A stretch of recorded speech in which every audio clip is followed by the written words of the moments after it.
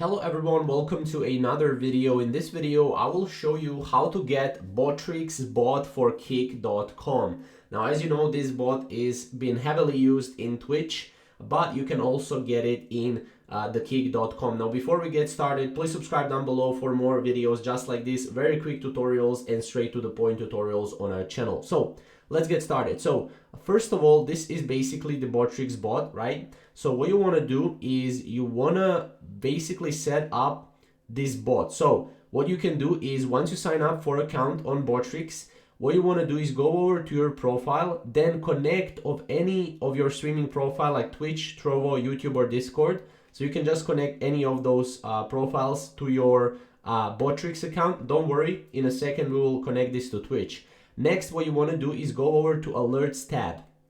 Now this process is just like if you were setting up this over for Streamlabs or via Stream Elements, which should be familiar. If it's not, then comment down below, I'll explain more. On Alerts, what you want to do is copy the widget URL onto your streaming software. So you want to copy your widget URL, so just copy it. For example, for this example, they're using OBS. On OBS, you want to go over and click on the plus sign on the source.